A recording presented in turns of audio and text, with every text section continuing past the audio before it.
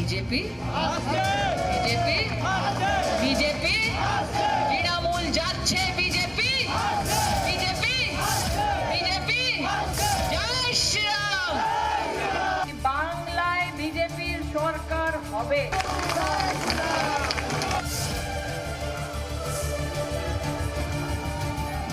बंगाल में चुनाव हो रहा है, कोई इसे परिवर्तन का चुनाव बता रहा है तो किसी को खेला का इंतजार है।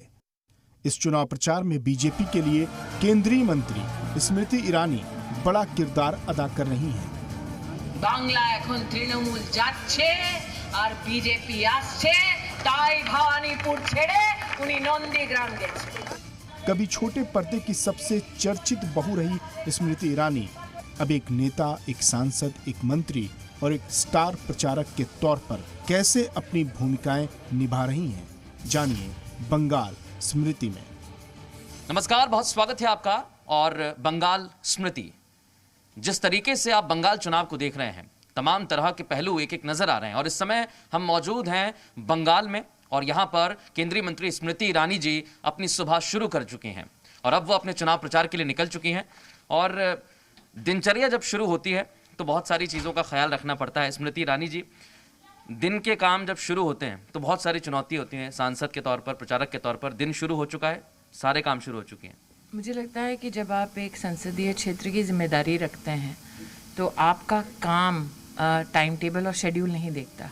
आपको 24 घंटे उपलब्ध होना पड़ता है। साथ ही अगर आपके पास मंत्रालय की भी जिम्मेदारी है तो सतत ही आपको प्रयास ये करना चाहिए कि आप मंत्रालय अथवा फील्ड से संबंधित सभी अधिकारियों के साथ सतत संपर्क में रहें। तो जब आप कहते हैं दिनचर्या शुरू हो गई है, ख़त्म नहीं हुई थी। और मुझे लगता है कि बहुत सौभाग्य मिलता है किसी व्यक्ति को अगर उसको सेवा का मौका मिले। और जिनको सेवा का मौका मिलता है वो कंप्लेन नहीं कर सकते। और ये सतत प्रक्रिया का जो आपने जिक्र किया है, चुनाव भी एक सतत प्रक्रिया ऐसे ही चलती है लोकतंत्र में। तो काम के साथ चुनावों में भी अब आप जाने वाली हैं, बड़ी सारी रैलियां हैं, उसको लेकर क्या खास तैयारियां हैं? कोविड का प्रकोप जिस प्रकार से बढ़ रहा है देश में, हम बड़ी जिम्मेदारी से अपना प्रचार करने का प्रयास कर रहे हैं। जहाँ जहाँ जाती हूँ वहाँ पर लोगों से यही आग्रह करती हूँ कि आप मास्क पहन कर रखें। बार बार आग्रह करते हैं कि 2 गज दूरी बना कर रखें, हाथ बार बार साबुन से धोएं। हम सब की जिम्मेदारी तो है कि हम जनता के सम्मुख उपस्थित रहें 24 घंटे। कई बार जनता देखते हुए कि उनके प्रतिनिधि आए हैं, भारी मात्रा में एकत्रित भी होते हैं, तब भी बार बार कोशिश ये होती है कि प्रचार में किस प्रकार से एक नए बंगाल का सृजन करना है विकास की दृष्टि से। उसी के साथ साथ कोविड के प्रोटोकॉल्स भी हम लोग फॉलो करें। आपने चुनौतियों का जिक्र किया, चाहे कोविड की चुनौती हो या फिर बंगाल की चुनौती, तो ये जो आखिरी चरण चल रहे हैं ये भारतीय जनता पार्टी के लिए एक नई चुनौती मानी जा रही है। लेकिन इस दौरान कांग्रेस की तरफ से हाल ही में अधीर रंजन चौधरी ने कहा है कि जो चुनाव है अब रमज़ान के बाद होना चाहिए और कोरोना की स्थिति को देखते हुए बाद में करा। मुझे नहीं लगता कि इन फैसलों से या इन घोषणाओं से इलेक्शन कमीशन की अपनी प्रक्रिया कोई बदलने वाली है। ये शायद इस बात का संकेत है कि कांग्रेस का नेतृत्व भी स्वीकार कर रहा है कि बंगाल में उनको किसी प्रकार से जनता का सहयोग अथवा आशीर्वाद नहीं मिल रहा। ये गौर करने वाली बात है कि बंगाल में न सिर्फ कांग्रेस का राष्ट्रीय नेतृत्व एब्सेंट रहा, बल्कि साथ ही बंगाल में जिस प्रकार से कांग्रेस ने एक बैकडोर सपोर्ट तृणमूल को दिया है, मात्र कांग्रेस ने नहीं बल्कि वामपंथ ने भी तृणमूल को जिस प्रकार से अपना सहारा दिया है प्रचार ना करके, जिस प्रकार से वामपंथ और कांग्रेस पहले चुनावों में दिखाई देते थे, इस बार एब्सेंट रहे हैं। और उसका कारण मात्र एक है कि सब एकजुट हो रहे हैं ताकि बीजेपी को वो सेवा में आने का मौका ना दे। एक चीज़ और है, क्योंकि खेल हम बचपन से खेलते आए हैं, पढ़ाई भी करते हैं, लेकिन कहते हैं कि खेलना बहुत ज़रूरी है शरीर के लिए। और बंगाल में खेल नहीं, खेला चल रहा है, खेला होवे। तो जनता खेला किसका करने वाली है? देखिए, राजनीति और विशेष राजनीति के माध्यम से जनता की सेवा का मौका पाना, वो क्यों हम मौका चाहते हैं? ताकि लोगों के जीवन को बेहतर कर सकें। और लोगों के जीवन से जुड़ी चीज़ें क्या कोई खेल हो सकता है? इसलिए जब मैंने प्रचार की अपनी शुरुआत की थी यहाँ पर, मैंने कहा कि दीदी 10 साल से लोगों की ज़िंदगी के साथ खेल ही तो रही है बंगाल में। आज बंगाल की जो हालत है, चाहे वो अर्थव्यवस्था हो, चाहे वो लॉ एंड ऑर्डर हो, एक पॉलिटिकल लीडर इस चुनाव में ये तक कह दे कि आप पैरामिलिट्री फोर्सेस को घेर लें, उन पे आक्रमण करने के लिए उन्हें उत्तेजित करें, इससे और बदतर क्या हाल हो सकता है बंगाल में। तो दीदी भले ही खेल खेल रही हों, लेकिन राजनीति हमारे लिए भारतीय जनता पार्टी में सेवा का एक माध्यम है। हमारे लिए लोगों का जीवन कोई खेल नहीं है, बंगाल का भविष्य कोई खेल नहीं है, और हम विकास का संकल्प लिए ही इस प्रचार में उतरे हैं। और ये संकल्प फलीभूत हो रहा है क्योंकि आप भी जानते हैं बंगाल में भाजपा की एक लहर है। बिल्कुल, राहुल गांधी ने एकाएक अपनी रैलियां कैंसिल कर दी और उसी दौरान अधीर रंजन चौधरी अपनी रैली कर रहे थे। नहीं, राहुल गांधी को कोई बंगाल बुला नहीं रहा था, उनके पार्टी का व्यक्ति, इसलिए उनकी रैली शुरू से हुई ही नहीं। तो ये इंटरेस्टिंग है कि वो धड़ल्ले से रैलीज केरल में कर रहे थे, ये भी एक सत्य है। और शायद एक कड़वा घूंट उन्होंने भी पिया कि बंगाल में उन्हीं की पार्टी के लोग उनको रैलीज में अथवा किसी भी कार्यक्रम में आमंत्रित नहीं कर रहे थे। तब अगर राहुल गांधी स्वयं अपनी पार्टी को बंगाल यूनिट में इस प्रकार से स्वीकार नहीं, तो मुद्दा मेरा नहीं है, वो कांग्रेस पार्टी का है। क्या आपको अमेठी याद आता है? वहाँ पर भी आपने ऐसे ही प्रचार किया था और राहुल गांधी कहीं नजर नहीं आए थे? नहीं, याद आता तो तब जब मैं भूल जाती तो अमेठी कहाँ मेरे जीवन से अलग है, अभिन्न है। इस प्रचार में भी जब दिन की शुरुआत होती है और दिन का अंत होता है, और मध्य में भी जब अमेठी से कोई दरकार आती है, चाहे वो व्यक्ति हो चाहे वो प्रशासन हो, मैं उपलब्ध हूँ। बिल्कुल, और ये तो अभी शुरुआत है। स्मृति जी हमारे साथ पूरे सफ़र में रहेंगी। दिन की शुरुआत हुई है, अमेठी की बात हुई है, बंगाल की बात हुई है, प्रचार के लिए जा रही हैं, हम भी उनके साथ चलेंगे, पूरी दिनचर्या आपको बताएंगे। स्मृति जी, जो तस्वीर आप देख रही हैं बंगाल की, अब आप जा चुकी हैं, यहाँ से आप कहाँ जाने वाली हैं, और जो दिनचर्या है आपकी अब शुरू भी हो चुकी है, जैसा आपने कहा कि ख़त्म नहीं होती है, तो यहाँ से जाने के बाद कितनी चुनौतियाँ आप आज देखेंगी, क्योंकि थोड़ा सा समय बदल गया है। कोविड प्रोटोकॉल में संगठन जो कार्यक्रम लगाएगा, चाहे वो टाउन हॉल मीटिंग हो, चाहे वो जनता के मध्य में किसी ग्रामीण अंचल में कार्यक्रम हो, निश्चित रूप से डेली का एक शेड्यूल उपलब्ध होता है कार्यकर्ताओं को, और हम कार्यकर्ता अपने कर्तव्य का निर्वहन उसी के आधार पर करते हैं। ठीक, तो स्मृति ईरानी जी निकल चुकी हैं और यहाँ से वो चुनौतियों को देखते हुए, उनका सामना करते हुए बढ़ चली हैं, अपने कारवा को आगे बढ़ा चुकी हैं। क्योंकि देखिए, एक सांसद के तौर पर, एक प्रचारक के तौर पर बड़ी सारी जिम्मेदारियां रहती हैं, और उन सभी जिम्मेदारियों का निर्वहन करने के लिए स्मृति ईरानी जी आगे बढ़ चुकी हैं। हम भी ईरानी जी के साथ आगे बढ़ेंगे, आप बने रहिए हमारे साथ। स्मृति ईरानी बंगाल में प्रचारक हैं, लेकिन अमेठी की सांसद भी हैं। कोरोना काल में वो लगातार अमेठी के प्रशासन के संपर्क में रहती हैं। स्मृति के मुताबिक वो सुबह उठकर सबसे पहले अमेठी के डीएम से संवाद करती हैं, फिर कोई दूसरा काम करती हैं। कोविड-19 की जो लहर है, इसके दृष्टिगत लगातार माननीय सांसद महोदय के द्वारा जो है समीक्षा भी की जाती है, तथा इम्पोर्टेंट जो हमारे पॉइंट्स हैं उन पर वार्ता की जाती है, तथा आवश्यक दिशा निर्देश भी दिए जा रहे हैं। इसमें वर्चुअल माध्यम से उनके स्तर से सभी हमारे जो टेली मेडिसिन के डॉक्टर हैं उनकी भी समीक्षा की गई, तथा जनपद की जो एक सामान्य हमारी जो स्थिति है, जिसमें कि हमारे यहाँ की बेड की संख्या, हमारे यहाँ पे जो कोविड पेशेंट्स हैं उनको क्या दवाइयाँ, उनकी स्थिति है इत्यादि सभी बिंदुओं पर जो है गहन इसकी समीक्षा भी की जा रही है, और लगातार जो मार्गदर्शन हमें प्राप्त इसमें मिलता रहता है। इसके अतिरिक्त जो हमारी कई सारी लॉजिस्टिक की समस्याएं हैं उनका भी हल उनके स्तर से कराया जाता है। माननीय सांसद महोदय के स्तर से लगातार फ़ोन के स्तर से मेरी बात उसमें होती रहती है, तथा उनके स्तर से निर्देश भी मिलते रहते हैं।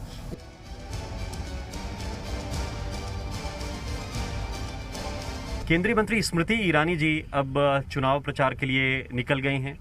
कोविड का दौर है और कोविड के दौर में रैलियों का स्वरूप बदला है। भारतीय जनता पार्टी ने यह फैसला लिया है कि वो अब छोटी छोटी रैलियां, कुछ लोगों के साथ बातचीत, संवाद जारी रखेंगे। लेकिन एक अलग पहलू स्मृति ईरानी जी की शख्सियत का ये है कि वो एक क्षेत्र की सांसद भी हैं, इस देश की मंत्री भी हैं और भारतीय जनता पार्टी की स्टार प्रचारक भी हैं। तो तीनों पहलुओं को एक साथ लेकर चलना ये ऐसे हालात में बहुत कठिन है, जबकि दौर कोविड का है और हर पल लोग एक अपने सांसद को, अपने जनप्रतिनिधि को अपने पास देखना चाहते हैं। स्मृति जी, हम देख रहे थे अभी कुछ देर पहले आपकी अमेठी के डीएम से बात हो रही थी, रायबरेली भी, चूँकि आप, लेकिन आपका संसदीय क्षेत्र नहीं है, लेकिन वहाँ भी आप लगातार टच में हैं। तो जब आप ये शुरू करती हैं कि आपको प्रचार पे जाना है, किन जगहों पे जाना है, उनके बारे में भी अध्ययन करना है, और साथ साथ ये चुनौतियाँ भी हैं, इन सबको एक साथ कैसे मिला के चल रहे हैं?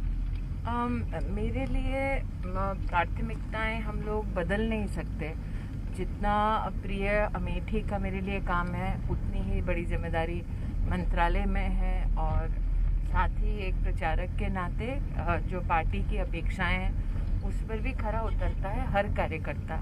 और शायद इसमें राम जी बहुत बड़ी एक जो सुविधा है हम जैसे कार्यकर्ताओं की, कि हमारा प्रशिक्षण ही ऐसा हुआ है संगठन में कि चाहे कितनी भी जिम्मेदारी हो, सब जिम्मेदारियों का निर्वाह करना है बखूबी और उपलब्ध होना है 24 घंटे। मैंने पहले भी आपके एंकर से ही कहा था। जी जी। इसलिए दिन की शुरुआत अगर सामान्यतः अपने शुरू होती है तो वो डिस्ट्रिक्ट प्रशासन के साथ किस प्रकार से प्रशासनीय ढांचे में क्या क्या ज़रूरतें हैं या फिर जनता की क्या क्या तकलीफ़ें हैं, उन सब चीज़ों के ऊपर चर्चाएं अथवा क्या समाधान हो पाया है, किस समाधान को होने में देरी हो रही है, किस कारणवश देरी हो रही है, अगर प्रदेश सरकार में किसी से बात करनी है, केंद्र में किसी से बात करनी है, अथवा कोई ऐसा विशेषज्ञ है जो न सरकार में है केंद्र में ना स्टेट में, बल्कि बाहर से कोई मदद चाहिए होती है प्रशासन को, तो ऐसे समन्वय में मैं अपने आप को पाती हूँ। साथ ही हमारा वहाँ का लोकल जो भारतीय जनता पार्टी का संगठन है, दिनचर्या की शुरुआत प्रशासन के साथ साथ संगठन के साथ भी होती है। वर्तमान में मेरे जो जिला अध्यक्ष हैं वो कोविड से ग्रस्त हैं, तो उनकी जिम्मेदारी कौन कौन हम बांट सकते हैं वो हम लोग बांटते हैं। कल ही दोपहर को हमारे प्रदेश अध्यक्ष, संगठन मंत्री और हमारे केंद्र के 1-2 नेताओं ने सभी सांसदों के साथ वीडियो कॉन्फ्रेंस की। मुझे लगता है बहुत बड़ी सहूलियत, डिजिटल जितना एक्सपैंड हो रहा है हम सबका काम करने का एक तरीका, उससे सहूलियत बहुत हो जाती है कि आप चाहे देश के किसी भी कोने में हो, कम से कम आप डिजिटली सबके साथ कनेक्टेड रहते हैं।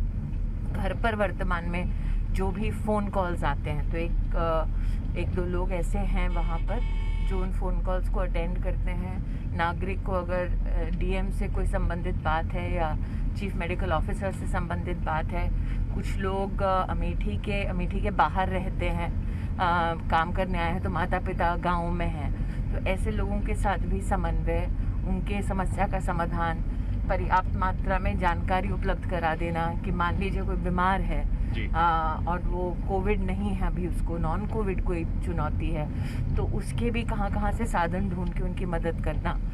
गांव में छोटे परिवारों में, गरीब परिवार में किसी की बेटी का ब्याह है तो उसकी इच्छा रहती है दीदी थोड़ी सी या तो मदद कर दें, आप आ सकते हैं कि नहीं, या फिर प्रोटोकॉल में किस प्रकार से ऐसे विषयों को संभाला जाए।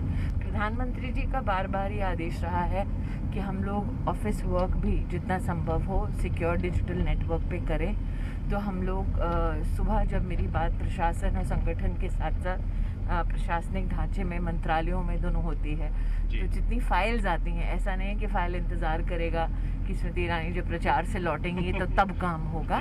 डिजिटली हम लोग फाइल सुबह शाम क्लियर करते हैं, अपने विभाग के लिए उपस्थित और उपलब्ध रहते हैं, एक फ़ोन कॉल अवे रहते हैं। कई बार समन्वय भी ऐसा बिठाया है विभाग में कि कई बार अगर कोई विषय अर्जेंसी में चर्चा भी करनी होती है तो प्रचार में से, जैसे अभी हम जा रहे हैं एयरपोर्ट, जब आपका कैमरा रोल नहीं कर रहा था तो कहाँ पे ऑक्सीजन का सिलेंडर, जो गांव है मेरे हस्बैंड का, जाना चाहिए, क्योंकि जब बंगाल के लोग आपको देखते हैं तो वो ये देखते हैं कि स्मृति जी ने आज क्या कहा और कैसे अपनी पार्टी की बात रखी, लेकिन अमेठी उत्तर प्रदेश के लोग जब आपको देखते हैं तो वो सांसद के रूप में देखते हैं। हम लोग पत्रकार हैं, जैसे फोन कॉल कर रही थी वो ना अमेठी का था ना बंगाल का था।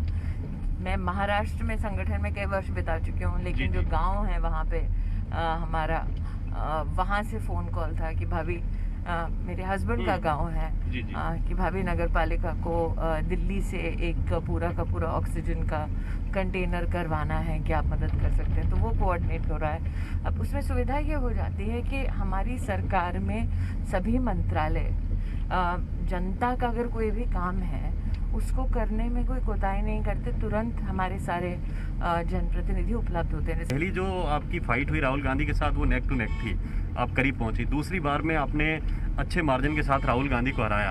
अब जनता ये नज़र में रखती है, किसी भी संसदीय क्षेत्र को रखे या ना रखे, कि अमेठी में कितना विकास हो रहा है, कितना काम हो रहा है। कोविड के दौर में हम पत्रकार आंकड़ों के जरिए जान पाते हैं कहाँ पर क्या स्थिति है, लेकिन बतौर सांसद अमेठी में इस वक्त स्थिति कैसी है? क्योंकि ये भी उत्तर प्रदेश सरकार कह रही है कि मजदूरों को राशन, उनको सुविधाएं उनकी उनकी रोजी रोटी पे संकट ना आए, तो वो किस तरह से सब कुछ हो देखिए, रहा है? जो गरीब कल्याण रोजगार योजना थी उसमें हमने करीबन 2200 तालाब उसका सृजन करवाया मैंडेज, ताकि मनरेगा का पैसा व्यर्थ ना जाए, लेकिन एक ऐसी चीज़ बनाने में जाए जिससे गांव को, गरीब को उससे सतत लाभ रहे। जहाँ तक राशन का कोऑर्डिनेशन करने की बात है, जब मैं 2019 में सांसद बनी अमेठी की, तो हमने कार्यक्रम की शुरुआत की दीदी आपके द्वार। मतलब सांसद को जो क्षेत्र ढूंढता रहा इतने साल, उस क्षेत्र में मैं न्याय पंचायत वार जाती, अपनी एक टेबल लगाती, प्रशासन के 4-5 प्रतिनिधि होते हैं, हम संगठन के लोग उतरते जनता के मध्य में, जनता से यही कहते हैं आपने चुना है ताकि सरकार आपके घर तक चलकर आए आपकी मदद करने के लिए।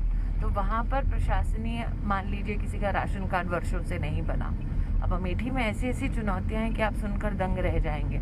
राशन कार्ड किसी का नहीं बना वर्षों से, राशन कार्ड कैसे बने? पेंशन की लाइन में लोग सालों से खड़े थे, पेंशन उनको उपलब्ध नहीं थी। कई गरीब विधवा माताओं को तो यही नहीं मालूम था कि वो पेंशन के अधिकारी हैं। कई जगह पर टॉयलेट बनाना अथवा प्रधानमंत्री आवास योजना का बनना अथवा आयुष्मान भारत कार्ड का या गोल्डन कार्ड का उत्तर प्रदेश सरकार के कार्ड का बटना, चेक डैम बनाना, रास्ता बनाना, तो ये सारी छोटी छोटी चीज़ें, कई बार लोग कहते हैं दीदी ये विधायक का काम है, लेकिन हम जनता को, जब जनता अपेक्षा के साथ आती है, मना नहीं कर सकते। ये नहीं कह सकते कि भाई ये विधायक का फला काम है, ये पार्षद का काम है, ये सांसद का काम नहीं है। अब दीदी बोला है तो अगर नाली का भी काम है तो दीदी करेगी।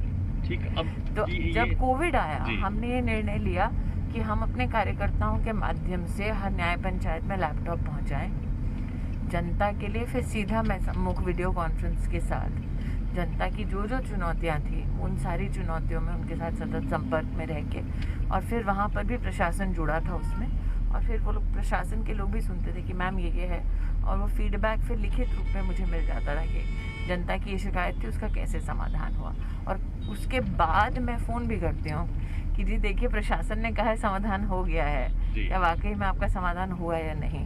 तो एक कंटिन्यूअस प्रोसेस है, एंगेजमेंट है, और 25 लाख की आबादी है, तो एक व्यक्ति और सेवा दे रहे हैं 25 लाख लोगों को। तो कोशिश हमारी बनी रहती है कि हम किसी की भी उम्मीद पर। ठीक, तो एक ये दीदी हैं जो अमेठी में ऐसा काम कर रही हैं, और दूसरी दीदी ये बंगाल में हैं जो इतने सालों से यहाँ पर शासन कर रही हैं। आपकी स्मृति, आपका चूँकि नाम है, तब मैं ये पूछता हूँ कि अब पिछले 2 महीनों की बंगाल की स्मृति कैसी है?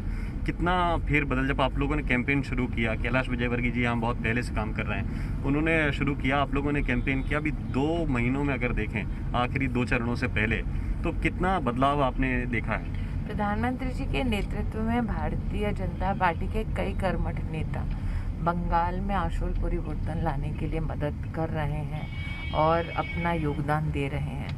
और ये चुनौती इसलिए भी है क्योंकि हमारे 130 कार्यकर्ताओं को मौत के घाट यहाँ पर उतारा गया है। आपने हाल फिलहाल में देखा कि हमारे मालदा के एक कैंडिडेट को मौत के घाट उतारा गया, हमारे एमएलए को फांसी लटकाई गई।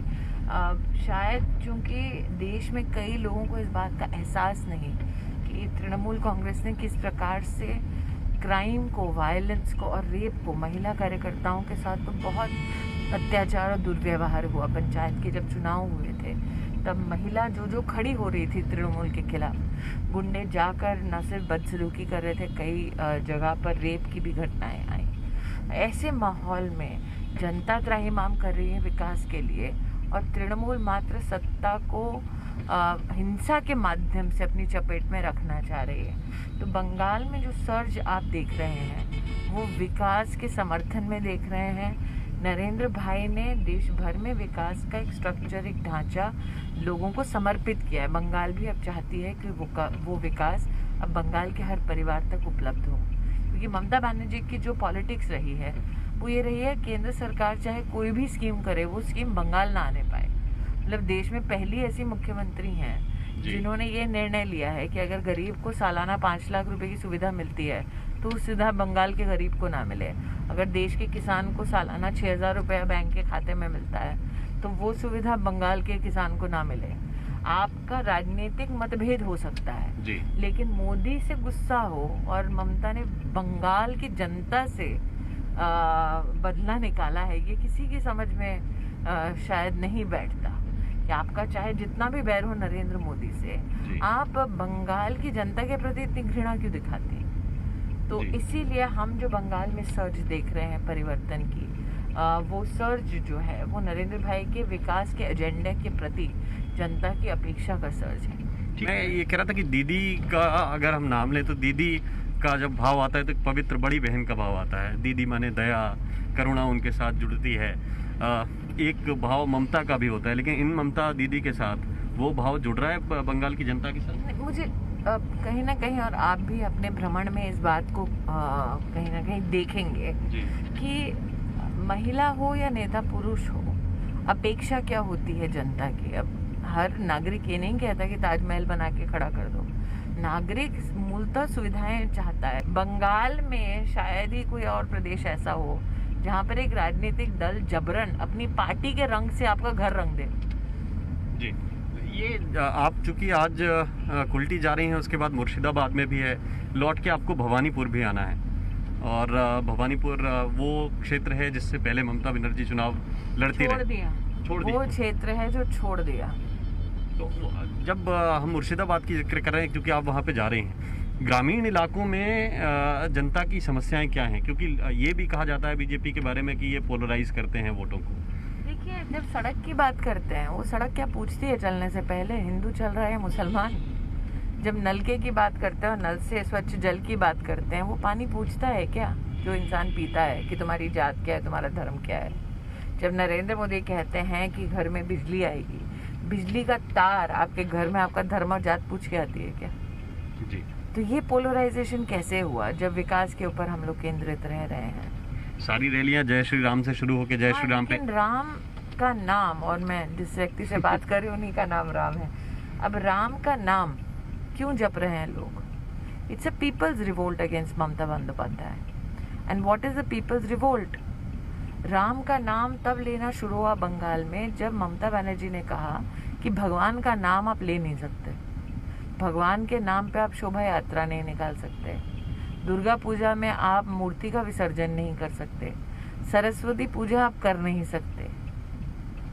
जी। जब आप लोगों के धर्म को, उनकी भावनाओं को सप्रेस करोगे तो इंसान बोलेगा नहीं क्या?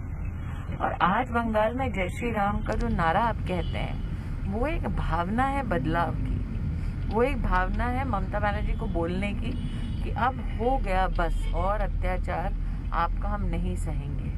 और वो अत्याचार क्या है? बंगाल में दुर्गा पूजा हमारी एक सांस्कृतिक धार्मिक विरासत तो है, सांस्कृतिक विरासत भी है। जो मैं हमारी कह रही हूँ, मेरी माताजी बंगाली है। जी जी। तो हमारी एक सांस्कृतिक विरासत भी है। उस बंगाल में आप कहते हो सरकार से जाके चिट लेना पड़ेगा अगर आपको अपनी गली में माँ की आराधना करनी है। तो ये जो जय श्री राम का नारा है, ये पोलराइजेशन का नारा नहीं है, रिवोल्ट का नारा है। ममता बनर्जी उन लोगों के पीछे दौड़ जाती हैं जो ये नारा लगाते हैं। प्रधानमंत्री जी के साथ जो कार्यक्रम था, पहले दौड़ रही थी, अब नंदीग्राम के चुनाव में चंडी पाठ कर रही हूँ। जी। क्योंकि उनको भी समझ में आ रहा है कि ये कोई बीजेपी का नारा नहीं है, ये जनता से उठी आवाज है। वरना जो महिला भगवान का नाम नहीं सुनना चाह रही थी, राम का नाम नहीं सुनना चाह रही थी, वो अचानक चंडी जी का पाठ कर रही हैं। संभव है। एक जो उनका खास वोट बैंक कहा जाता है अल्पसंख्यक वर्ग, उसमें भी अब दो दावेदार हैं। एक तरफ असदुद्दीन ओवैसी हैं, वो भी अपनी कोशिश में लगे हुए हैं। ममता बनर्जी कहती हैं कि ये जो है वो बीजेपी के एजेंट हैं, उसकी तरह काम कर रहे हैं, आपका वोट बटना नहीं चाहिए। धर्म समुदाय चाहे आपका जो भी हो, रोटी चाहता है गरीब ना, और उस रोटी पे धर्म तो लिखा नहीं होता जी। वो चाहता है वो सारी साधन, वो सारी अपॉर्चुनिटीज उपलब्ध हो जिससे घर में 2 वक्त की रोटी आए। और आप चाहे हिंदू हो या मुसलमान, नरेंद्र मोदी जी ने एक ही संकल्प लिया है कि उनका धर्म है देश का संविधान। उनका एक ही प्रयास है कि सबका साथ सबका विकास हो, और ये बार बार हम कह चुके हैं। लेकिन ममता बनर्जी ने जानबूझ के एक समुदाय विशेष को उत्तेजित करने का दुस्साहस किया है। लेकिन आज आप उत्तर प्रदेश की बात करें, वहां पर भी हमारी सरकार है। वहां पर जहां जहां बीजेपी की सरकार है, वहां धर्म के नाम पे क्या हिंसक कोई आप कार्यक्रम देख रहे हैं? धर्म के नाम पे बंटवारे करने की राजनीति हमारी सरकारों द्वारा देख रहे हैं? नहीं देख रहे हैं। आपने अगर ममता बनर्जी का अपना टेप सुना हो जो सार्वजनिक सबने सुना है, जी वो खुद अपने कार्यकर्ताओं को कह रही हैं कि मुसलमानों को डराओ, उनको भ्रम फैलाओ, झूठ फैलाओ।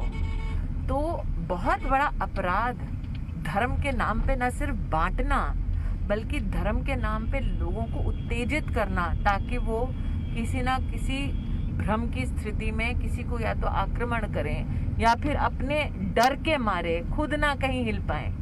तो ये इतना बड़ा पाप ममता बनर्जी कर रही है और मुझे लगता है इसलिए जनता अब उन्हें सजा देने के लिए तैयार है, उन्हें वोट आउट करने वाली है।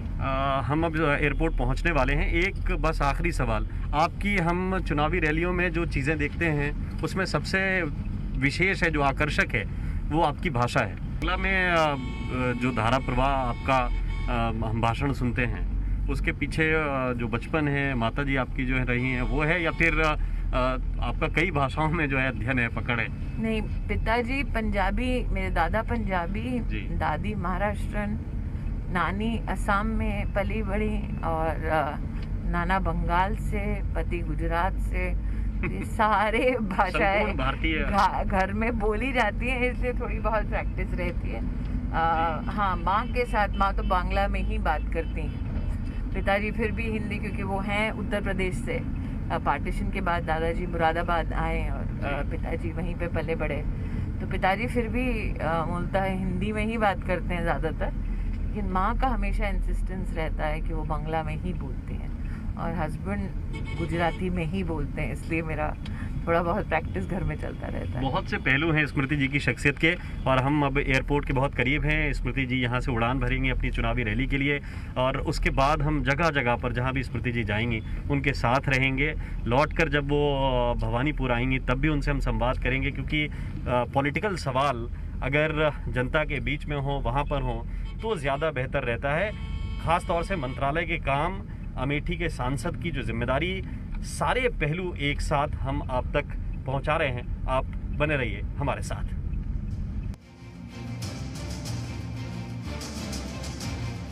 अमेठी में राहुल गांधी को हराने वाली स्मृति ईरानी की ताकत वहां के लोगों से जुड़ाव है, वहां के संगठन का साथ है। इन दिनों अमेठी के बीजेपी जिला अध्यक्ष दुर्गेश त्रिपाठी कोरोना संक्रमित हैं। स्मृति ईरानी तय कार्यक्रमों के बीच वक्त निकालकर उनकी सेहत की जानकारी भी लेती हैं और उनका हौसला भी बढ़ाती हैं। दुर्गेश, खांसी के लिए थोड़ा सा ध्यान रखो और डॉक्टर क्या कह रहा है मुझे बताना। दुर्गेश, डॉक्टर क्या कह रहा है मुझे बताना। खांसी का ना आज तीसरा चौथा दिन है ना, आज तीसरा चौथा दिन है ना। घर में किसी और को तो नहीं हुआ ना, घर में किसी और को नहीं हुआ ना।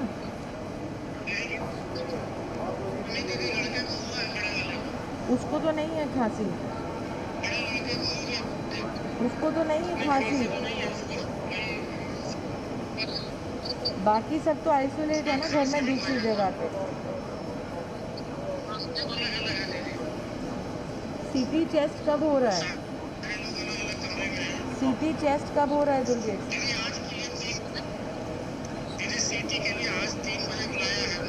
हाँ हाँ, नहीं लेकिन सावधानी से करके आना। मैं शाम को दोबारा फ़ोन कर दूंगी 1 बजे की वीडियो कॉन्फ्रेंस में, जो भी आदेश रहेंगे ना उसका मुझे व्हाट्सएप कर देना, ठीक है? और सीटी में क्या परिणाम निकलता है मुझे शाम तक बताना, ठीक? ध्यान रखो भैया, नमस्ते।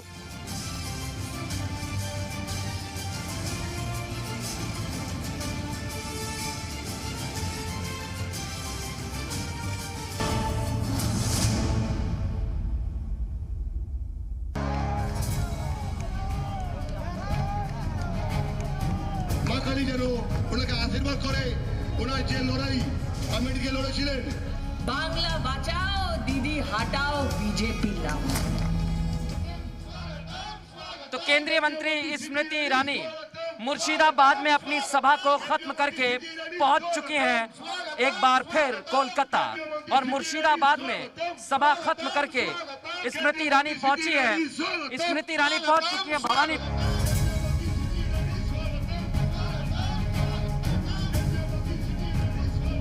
स्मृति ईरानी जी, मुर्शिदाबाद के बाद भवानीपुर में ये बड़ी सभा, क्योंकि यहाँ से कोविड की वजह से सभा छोटी लेकिन संदेश बड़ा। हम सब ने निर्णय लिया है कि छोटी ही हम लोग मीटिंग्स करेंगे। अभी भी मैं बोलने जा रही हूँ सबको कि कोविड प्रोटोकॉल का सब पालन करें, ताकि व्यवस्थित जो संदेश हमको देना है वो प्रोटोकॉल के अंतर्गत हम दे सकें। बिल्कुल, ये छोटी सभा है और संदेश यहाँ से बड़ा देने की कोशिश केंद्रीय मंत्री स्मृति ईरानी की।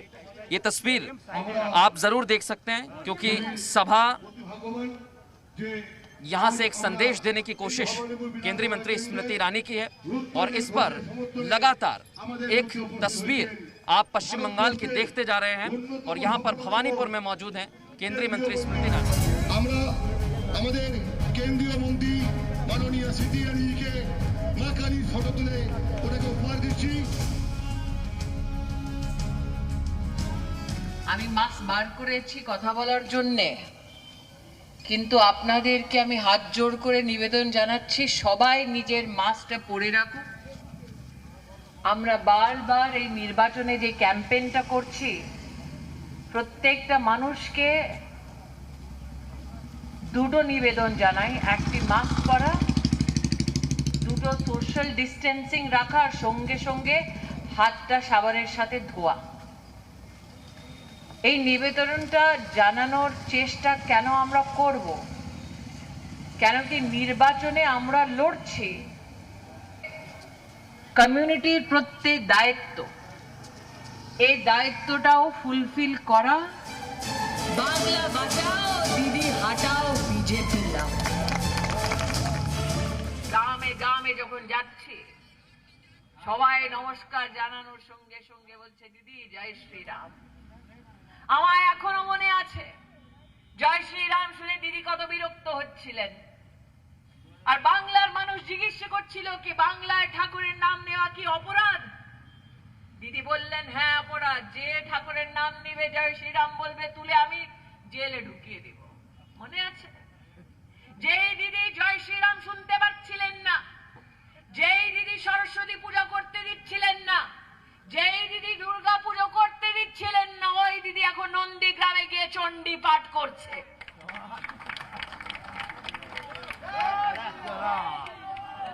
কেন করছে? কেন কি দিদির জন্য এই নির্বাচনটা খেলা।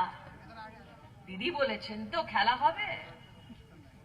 আমি বললাম নন্দীগ্রামে গিয়ে কি দিদি 10 বছর ধরে তুমি খেলাই তো করছো বাংলার মানুষের সাথে, আর কি খেলা করেছে?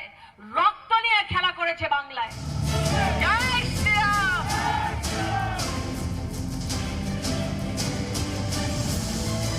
इस समय भवानीपुर की सभा से केंद्रीय मंत्री स्मृति ईरानी निकल रही हैं, क्योंकि दिन भर से मुर्शिदाबाद और भवानीपुर में सभा कर रही हैं और अब होटल की तरफ रवाना होंगी।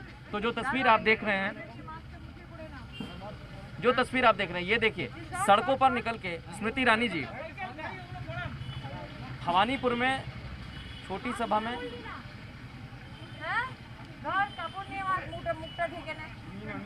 ये देखिए, साथ ही साथ कोविड-19 की जो गाइडलाइंस है इसका भी पालन करना है। और स्मृति जी, छोटी सभा थी लेकिन संदेश बड़ा था, मीठी भाषा में सख्त संदेश था। देखिए, बंगाल के चुनाव को जी की टीम ने भी देखा है। हर गांव में एक ही आवाज़ उठ रही है विकास की। हर नागरिक यही कह रहा है कि विकास अगर संभव है तो मात्र नरेंद्र मोदी के नेतृत्व में भारतीय जनता पार्टी द्वारा ही संभव है। आज जिस विधानसभा क्षेत्र में आप अभी आए हैं, ये वो विधानसभा क्षेत्र है जो ममता बनर्जी छोड़ के भाग गई हैं। तो अपने आप में इस विधानसभा क्षेत्र का कितना विकास हुआ है आप इन टूटी बिल्डिंग से ही पता कर सकते हैं कि जो 10 साल में एक असेंबली कॉन्स्टिट्यूएंसी का विकास नहीं कर पाए, वो प्रदेश की विकास तो ऑब्वियसली नहीं कर पाएंगे। एक चीज और, क्योंकि आपने ब्रिज का भी जिक्र किया, जो दीदी ब्रिज नहीं बना पाई, वो बंगाल को यहाँ पे सोनार 2 बांग्ला कैसे प्रमुख बनाएंगे? ब्रिज गिरे हैं, गिरीश पार्क और माजरहाट में, जो पास ही में है, 10 मिनट दूरी है। तो जनता ने देखा है किस प्रकार से इंफ्रास्ट्रक्चर कोलैप्स हुआ है दीदी के राज में। एक चीज और, क्योंकि यहाँ पर कटमनी का भी आपने जिक्र किया, और साथ ही साथ एक चीज और, जो तस्वीर इस पूरे क्षेत्र की है उसे बदलने की बात भी आपने कही और कहा कि आप स्वयं देखिए ना, इस क्षेत्र में आज भी लोगों को पानी की चुनौती हो रही है। सीएम का क्षेत्र रहा 10 साल, जो अपनी एक असेंबली कॉन्स्टिट्यूएंसी में पानी नहीं दिलवा पाया, गरीब को कोई सुविधा नहीं दिलवा पाया, वो प्रदेश तो ऑब्वियसली नहीं चला पाया होगा। और एक चीज और, क्योंकि कट मनी की बात तो अब बंगाल में बच्चा बच्चा कहता है। हाँ। कि अगर कोई भी सरकारी सुविधा चाहिए तो पहले तृणमूल के नेताओं को पैसा देना पड़ेगा। और 2019 के लोकसभा के चुनाव के बाद आपने स्वयं जाना होगा, ममता बनर्जी ने अपने कार्यकर्ताओं से कहा अब तक वसूली का जो पैसा लिया है वापस कर दो। इसका मतलब उनको पता था कि उनके कार्यकर्ता वसूली कर रहे हैं और उन्होंने आदेश दिया कि भाई अभी चुनाव के बाद इतना खराब परिणाम आया है लोकसभा का, आप अभी पैसे वापस कर दो, बाद की बाद में देखी जाएगी। ये तो हाल है उनके नेतृत्व। एक चीज़ और, क्योंकि मैं आपके ट्विटर को फॉलो कर रहा था, राहुल गांधी को कोरोना हो गया है, कोरोना से पीड़ित है, संक्रमित है, और आपने उनकी शुभकामनाएं दी हैं कि जल्द ही वो स्वस्थ हो जाएं। जी देखिए, राजनीतिक झगड़े अपनी तरफ होते हैं, एक संस्कार अपनी जगह होता है। तो कोई भी प्रतिद्वंदी हो फिर भी महामारी की चपेट में जब वो आए तो एक इंसानियत का एक बहुत बड़ा प्रमाण है कि भाई हम एक दूसरे को कम से कम अच्छे स्वास्थ्य की कामना तो कर ही सकते हैं। बिल्कुल। और एक चीज़ और आखिरी मेरी, क्योंकि आप लगातार चुनाव प्रचार कर रही हैं और अपने क्षेत्र के काम सुबह से कर रही हैं, जाने के बाद कितने महत्वपूर्ण काम अभी बचे हुए हैं? नहीं, सारे काम महत्वपूर्ण है। तो जाने के बाद न सिर्फ अमेठी में बल्कि एक विधानसभा मेरी रायबरेली ज़िले में भी आती है, तो जब रायबरेली ज़िले में संपर्क करती हूँ अपनी विधानसभा के लिए, बाकी विधानसभाओं का भी जो काम होता है उसमें कोई मदद अगर चाहिए होती है तो मैं करती हूँ। बिल्कुल। तो स्मृति ईरानी जी इस समय हमारे साथ थी और वो यहाँ पर सीधे अब होटल की तरफ जाएंगी और यहाँ पर अपने क्षेत्र के जो कार्य हैं उसको भी संपादित करेंगी। हमारा कारवा जो है वो लगातार चलता रहेगा, अभी हमारा कारवा रुका नहीं है, लगातार हम स्मृति ईरानी जी के साथ रहेंगे मौजूद, क्योंकि एक सांसद के तौर पर, प्रचारक के तौर पर लगातार वो काम में जुटी हुई हैं। और आज जो भवानीपुर से उन्होंने संदेश दिया है, सीधे एक बात कही है, चाहे ममता बनर्जी कट मनी को लेकर लगातार जिस तरीके से एक सिंडिकेट चल रहा है उसे खत्म करने के लिए भारतीय जनता पार्टी की सरकार यहां पर बनाई है, ऐसा यहां की जनता से आग्रह किया है।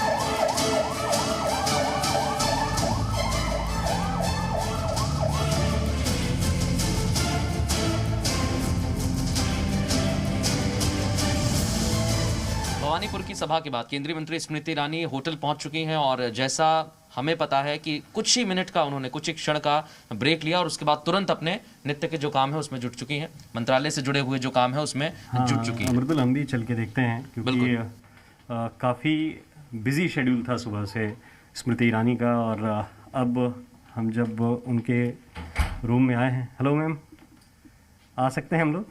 हमने आपकी भवानीपुर की सभा देखी, उसमें बहुत ऊर्जा आपकी खर्च हुई और सुबह से हम देख रहे हैं यही चीज़। इसके बाद फिर मंत्रालय का काम करना कितना कठिन हो जाता है? जैसे कि मैंने सुबह ही कहा था कि हम एक संवैधानिक जिम्मेदारी में भी हैं और उस जिम्मेदारी का भी निर्वहन होना चाहिए, क्योंकि जनता ने बड़ी अपेक्षाओं से वो जिम्मेदारी दी है। और पार्टी की रचना और व्यवस्था और प्रशिक्षण ऐसा है कि आप हर क्षण में जितनी भी जिम्मेदारियाँ हैं उसे पूर्ण करें। ये एक चुनौती भरा समय है, इसलिए जिम्मेदारियां और चुनौतियां ख़त्म होने का नाम नहीं लेती, लेकिन कम से कम हम संकल्पबद्ध हैं कि चुनौती चाहे कोई भी रहे, समाधान रूपी हम लोग हमेशा कार्यकर्ता के नाते प्रस्तुत रहेंगे, जनप्रतिनिधि के नाते प्रस्तुत रहेंगे। बिल्कुल। इस दौरान मैडम लगातार कोरोना को लेकर भी आप हर अपडेट ले रही हैं, मंत्रालय से जुड़े हुए काम हो या फिर संसदीय क्षेत्र से जुड़े हुए काम हो, बहुत कठिन हो जाता है ऐसे दौर में जब चुनौतियाँ स्वास्थ्य से जुड़ी हुई भी आपके सामने आती हैं क्षेत्र से। मुझे लगता है कि विश्व भर जब एक पैंडेमिक की चपेट में है, महामारी की चपेट में है, तो सरकारें तो प्रयास करती हैं, साथ में सहयोग की दरकार होती है जनता से। हमने पहला जो वेव आया था तब देखा था कि कैसे सरकार और जनता के मध्य में समन्वय रहा। आज चाहे मेरा वो आउटरीच रहा हो पब्लिक, जिसमें मैंने भी जनता से निवेदन किया कि आप 2 गज दूरी बना कर रखें, मास्क पहन कर रखें। हमारा प्रयास था दिन भर, आपने देखा कि हम बड़ी सभाएं ना करें, हम छोटी छोटी सभाएं करें लेकिन विस्तार से अपनी बात को रख पाएँ।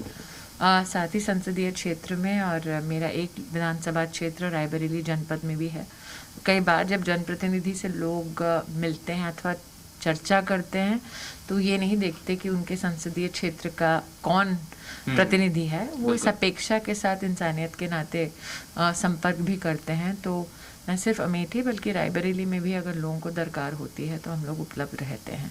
तो दिन भर आप जो कह रहे हैं कोविड की जो चुनौतियां हैं, हाँ निश्चित रूप से उन चुनौतियों का भी जितना संभव हो सकता है अपनी ओर से हम सब योगदान देते हैं। भले ही हमारे मंत्रालय से ना संबंधित हो, लेकिन अंतोगत्वा सरकार एक ही है, समाज एक ही है। बिल्कुल। तो मैम अभी काफ़ी देर तक ये काम चलेगा आपका? जी, काम क्योंकि ख़त्म नहीं होता कभी जनप्रतिनिधि का। तो जब हम आए थे मैम के पास तब भी हमने देखा कि वो काम कर रही थी, उनके काम की शुरुआत हो चुकी थी। अब हम जब यहाँ पे हैं तब भी मैम काम कर रही थी। मैम हमें इजाज़त दीजिए, आपको तो इतने काम की आदत है, तो बंगाल में जी में रह के काम की आदत हो गई होगी। जी बहुत कम लोग जानते हैं कि मेरी पहली नौकरियों में से एक आप ही के एक ऑर्गेनाइजेशन में एक छोटी सी नौकरी हुआ करती थी 800 रुपए की। इसलिए आज आप दोनों जिस ऑर्गेनाइजेशन से हैं वहाँ पर भी काम करने की गौरवान्वित हैं और एक तरह से आपके जूनियर हो के नौकरी में हम गौरवान्वित हैं कि आप हमारी ऑर्गेनाइजेशन की शोभा बढ़ा चुकी हैं। हमारे जैसे कई और लोग भी यहाँ तक पहुँचे, हम यही कामना कर सकते हैं। लेकिन एक चीज़, बड़ी चीज़ मैं ये कहना चाहता हूँ कि स्मृति ईरानी की स्मृति में बंगाल का ये चुनाव रहेगा और बंगाल वाले जैसे उन्हें सुन रहे हैं उनकी स्मृति में स्मृति ईरानी ज़रूर पैबस्त रहेंगी। इस खास पेशकश में बस इतना ही। बात वही है कि काम कभी ख़त्म नहीं होता और काम लगातार जारी है और हमारी बंगाल चुनाव की कवरेज भी। नमस्कार।